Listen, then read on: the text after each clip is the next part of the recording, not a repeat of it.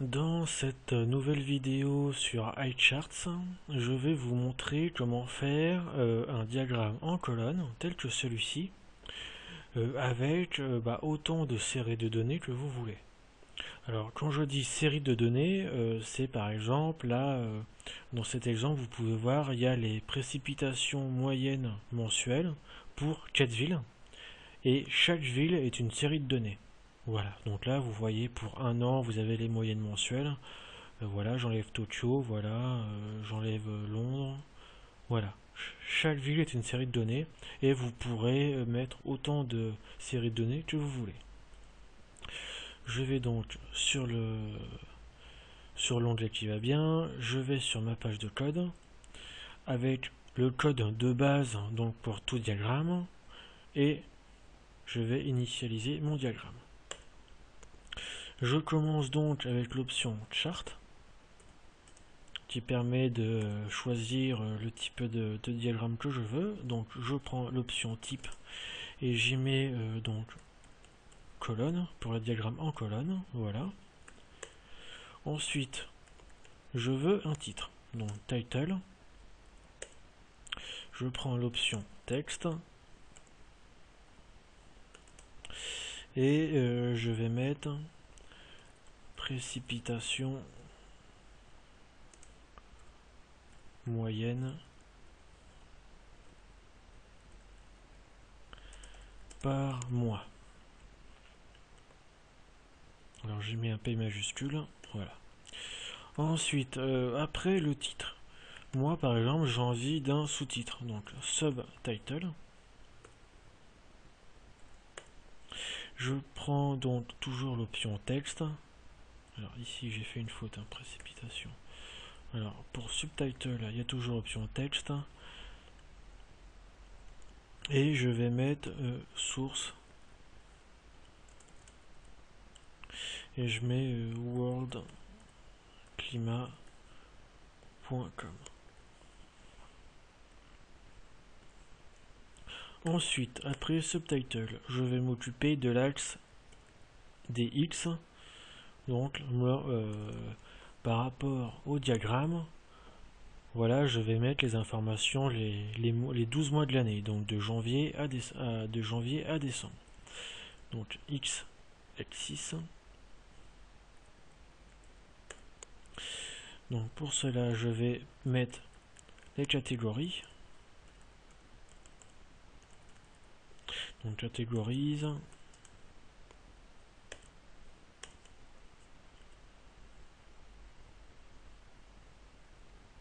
Alors, janvier. Ensuite, il faut mettre les 12.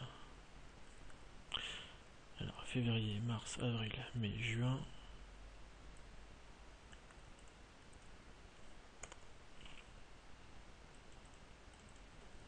Février, mars, avril, mai.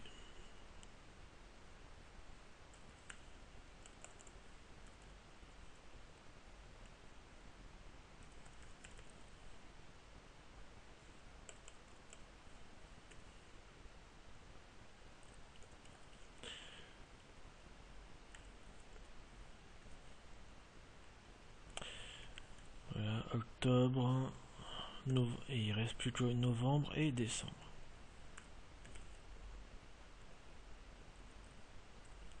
Voilà, donc là c'est bon. Donc pour le moment ça ne l'affiche pas, ce qui est normal. Il me reste plus qu'à mettre l'axe des Y.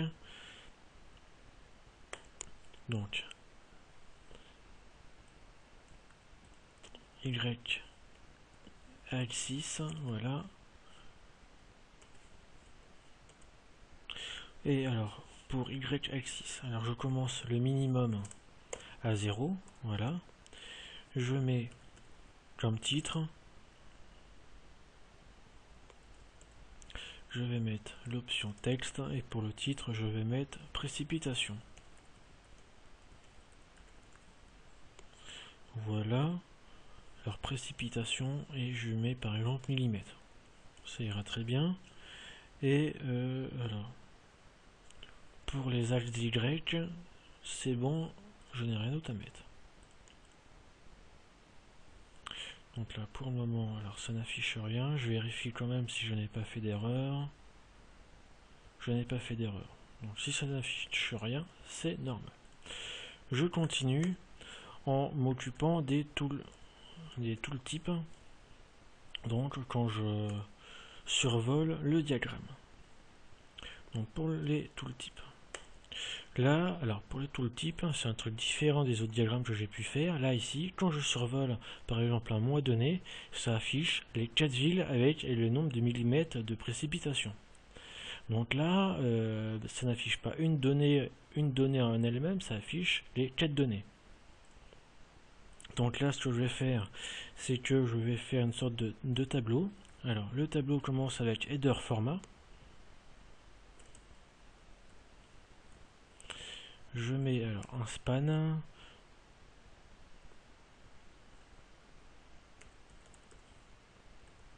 Je commence par un span et ça finira par le début d'un tableau. Voilà. Alors dans le span, je vais mettre des styles.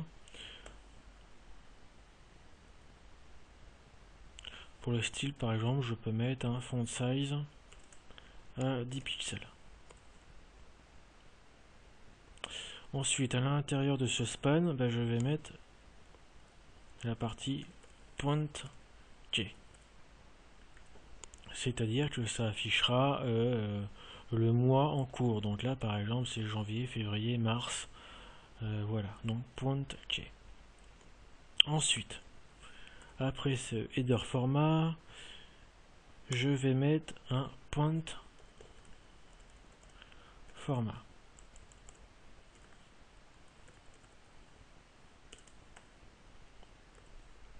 Dans ce point format, je vais mettre les TR et les TD.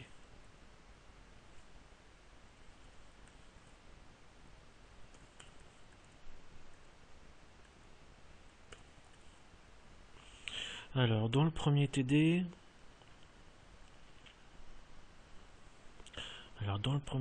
je vais mettre un style. Dans le style, ça va être un color au lieu d'un font.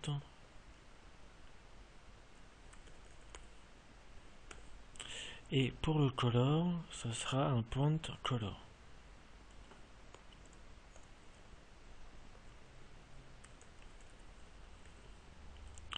Alors pour le point color, donc là vous pouvez voir que Tokyo est en bleu, voilà, New York est en noir, Londres est écrit en vert et Berlin est écrit en rouge.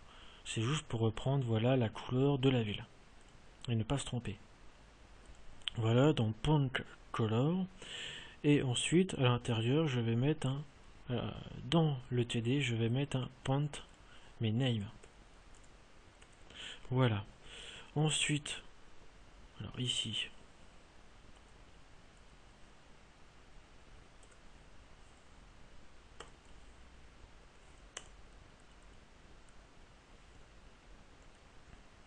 donc ici, je vais remettre, je vais mettre la deuxième ligne du tableau. Et dans cette deuxième ligne, je vais plutôt mettre, non, c'est pas des lignes, c'est des colonnes. Dans cette deuxième colonne, je vais mettre le nombre de, je vais mettre les précipitations, c'est-à-dire le nombre de millimètres d'eau tombée. Donc là, ça sera donc TD avec un style. Le style, ça sera un padding.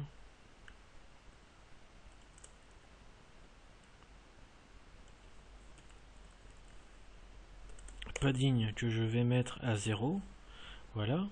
Et à l'intérieur du TD, je vais mettre une balise B pour mettre l'information en gras. Alors cette information, ça sera un point.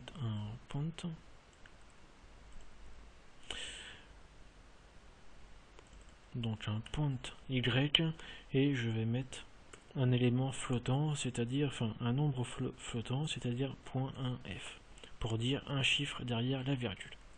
Et je ferme le TR ici, donc j'en ai fini avec la partie, l'option point format.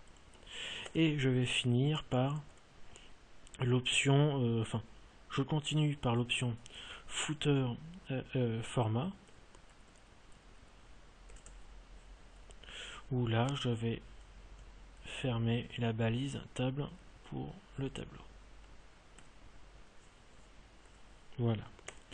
Ensuite, je vais faire je vais prendre l'option shared que je vais mettre à true et je finis par use HTML true et que je mets à true parce que il y a des balises HTML comme vous pouvez voir juste ici.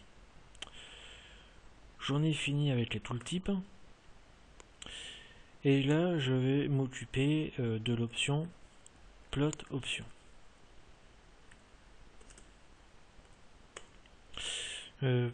Pour ce plot option, je vais prendre l'option colonne. Et dans cette option, je vais demander d'avoir un padding à 0.2. Et je vais demander d'avoir un border width à 0. Et j'en ai fini avec le plot option. Il me reste plus qu'à mettre les différentes séries d'informations que je mette, c'est-à-dire les informations par rapport au cas de ville. Alors pour éviter de recopier toutes les informations à la main, mes informations sont ici. Donc je vais mettre la première pour voir si ça marche. Donc là, c'est-à-dire que je vais mettre les informations pour la ville de Tokyo. Voilà. J'enregistre et je vérifie mon diagramme. Et là, vous pouvez voir que mon diagramme s'affiche bien et j'ai ma ville Tokyo qui s'affiche juste en dessous. Bien. Maintenant, il ne reste plus qu'à mettre les informations par rapport aux 3 autres villes. Voilà, donc je prends mes informations, je les copie et je les colle juste ici. Je les j'indente ces informations par rapport aux autres, voilà, je réactualise et vous pouvez voir donc que le diagramme s'affiche correctement. Et là donc vous pouvez voilà vérifier les différentes informations et vous pouvez toujours les exporter donc dans les 4 et vous pouvez aussi imprimer le diagramme. Voilà. Donc maintenant, vous savez comment faire un diagramme en colonne. Voilà, de base, hein, c'est vraiment un truc de base. Il y a d'autres types de diagrammes en colonne. Je vous montrerai comment en faire. Voilà, comment en faire. Et je vous dis à la prochaine fois. Ah non, alors pas la prochaine fois.